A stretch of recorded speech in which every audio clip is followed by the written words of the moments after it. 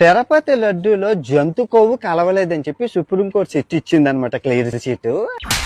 నేనేం చేశాను సార్? బంగారు ఎంతురా చెప్తాను కదా. సిట్ ఇచ్చిన రిపోర్ట్లు ఇవి చూడండి ఒకసారి. సిట్ ఇచ్చిన రిపోర్ట్లు 2019 నుంచి 2024 వరకు టీటీడీకు సప్లై అయిన సుమారు 68 లక్షల కేజీల నెయ్యి గాని అసలైన నెయ్యి కాదు. నిజానికి ఏ మిల్క్ వెన్నను కూడా కొనుగోలు చేయలేదు. అసలు పాలు లేకుండా నెయ్యి ఎట్లా వస్తుంది? ఒక్క చుక్క పాలు లేకుండా, ఒక్క గ్రాము వెన్న వాడకుండా నెయ్యి ఎట్లా చేసినారంటే చూస్తున్నారు కదా. ఈ పామ్ ఆయిల్లో kernel oil, acetic acid, monoglyceride నెయ్యిలా కనిపిస్తుందంట, నెయ్యిలా అనిపిస్తుందంట. రిపోర్ట్లో కూడా దొరకదంట, సెక్యూరిటీ చెక్ కూడా దొరకదంట. ఇంత అవినీతి చేసిన 250 కోట్ల స్కామ్ చేసినారు. జరిగిందా లేదా? అవును, 68 లక్షల కిలోల నకిలీ జరిగిందని చెప్తోంది. ఎన్ని సంవత్సరాలు? 2019 నుంచి 2024 వైసీపీ ప్రభుత్వంలో, జగన్మోహన్ రెడ్డి గారి ప్రభుత్వంలో స్కామ్ విలువ సుమారు 250 కోట్లు.